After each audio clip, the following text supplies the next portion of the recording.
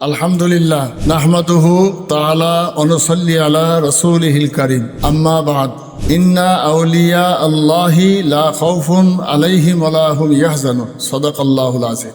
বর্তমান সময় মানুষ ফতোয়া ফারায়েজ মাসলা মাসাইল খুঁটিনাটি তর্ক বিতর্কে একেবারে জর্জরিত। অথচ একটা মানুষ হওয়ার জন্য পীর ওলিদের জীবনী, তাদের কারামত, এগুলোকে যে ফলো করার প্রয়োজন। পণ্ডিত হওয়া, জ্ঞানী হওয়া, শিক্ষিত হওয়া আর মানুষ হওয়া দুটো জিনিস সমান নয়।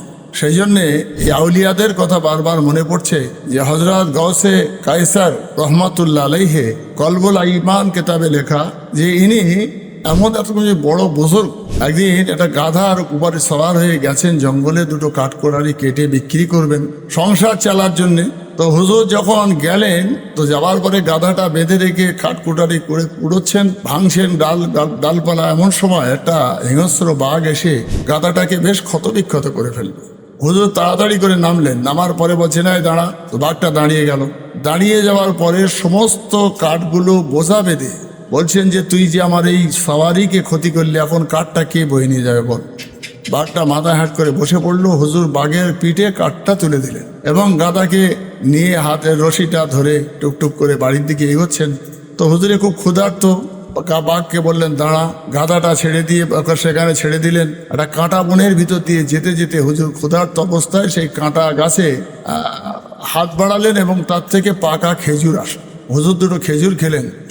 খাওয়ার পরে আবার একটু আগালেন, আর একটু আগিয়ে আরো দুটো চারটে খেজুর পারলেন। এমন সময় একজন লোক সেখানে যাচ্ছিলেন, বলছে হুজুর আমি আজ দুদিন ক্ষুধার্ত, তো আমাকে দুটো খেজুর দিন।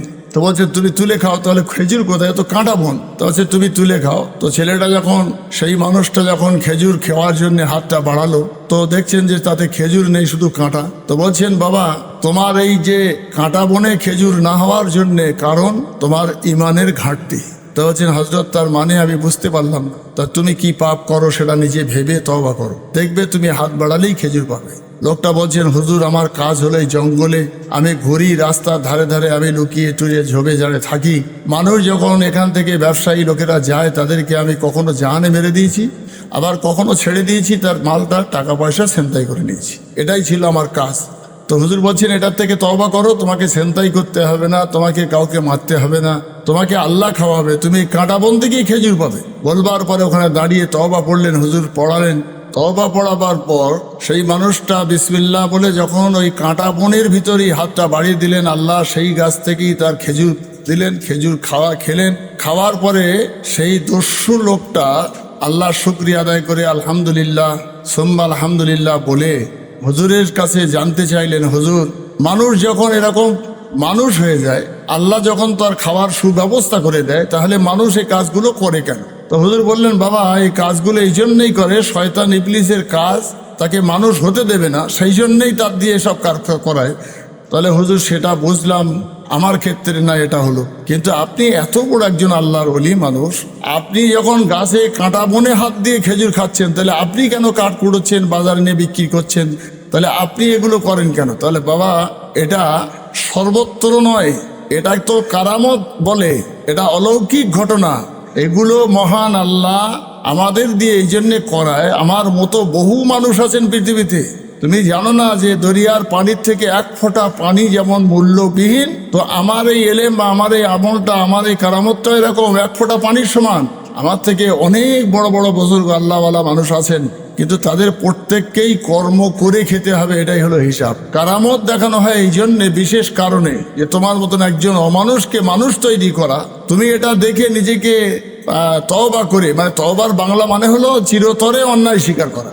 এর বাংলা মানে হলো এটা, যে চিরতরের জন্যে অন্যায় স্বীকার করা, যে আমি আর এই কাজ কোনোদিনই করব না। তাহলে তুমি যে এটা অন্যায় পথে, ভ্রান্ত পথে চলছিলে, তার থেকে তোমাকে হেদায়েত করাবার জন্যই মহান আল্লাহ আমার দ্বারায় এই অলৌকিক ঘটনাটা ঘটালো, যাতে তুমি ওই অন্যায় পথ থেকে ফিরে আসো। সেই জন্যে মানুষ জন্মেছে কর্ম করেই খাবে।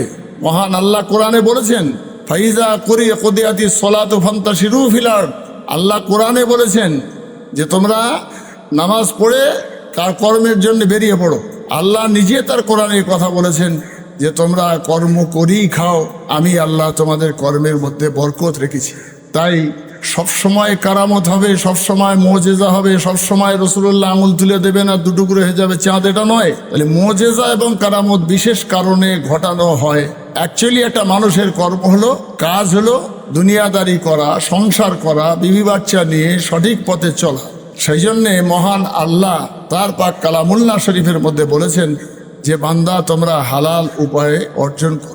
আর ওই জন্যই তো আল্লাহ বলেছেন ওয়াহাল্লাল্লাহুল বাইআ ওয়া হাররামার রিবা, হালাল করেছেন ব্যবসাকে, হারাম করেছেন সুদকে। আল্লাহ রাব্বুল আলামিন বলেছেন ইজা নুদিয়া লিস-সালাতি মিন ইয়াউমিল জুমআ ফাসাউ ইলা যিকরিল্লাহ, যখন জুম্মার জন্য আজানের ধ্বনি শুনবে তোমরা সব কাজ ফেলে রেখে দিয়ে নামাজে চলে যাও।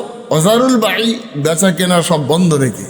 অর্থাৎ এই যে হুকুমগুলো আল্লাহ দিয়েছেন তার দ্বারাই প্রমাণ হয় যে একজন মানুষ যদি তৈরি হয়, একটা মানুষ যদি হক আর হালাল আর হারাম বিচার করে চলে, আল্লাহর নুসরাত, আল্লাহর সাহায্য আল্লাহ তাদের উপরে পাঠাবেন। মানুষ চলতে ফিরতে তার ব্যবসায় ঘাটতি হলো, দেনদার হয়ে গেল, কি সুন্দর হিসাব করে দিলেন বিশ্বনবী সাল্লাল্লাহু আলাইহি সাল্লাম যে তুমি যখন দেনদার হয়ে যাবে, ঋণগ্রস্ত হয়ে যাবে, কি বলবে? আল্লাহুম্মা কফিনি বিহালালিকা আন হারামিকা অগ্নিনি বিফাজলিকা আম্মান সিওয়াক। অর্থাৎ পড়ে গেলেও তার ওঠার পথ আছে, আবার পড়ার আগে সাবধানতা অবলম্বন করে চলতে বলা হয়েছে। মহান আল্লাহ পীর ওলিদের প্রতি ভক্তি, ভালোবাসা, মহব্বত রেখে আমাদেরকে এই কারামতগুলো অর্থাৎ অতীতগুলোকে সামনে এনে সেই মতো জীবনযাপন করা তৌফিক দান করুক। ওমা তৌফিকি ইল্লা বিল্লাহ।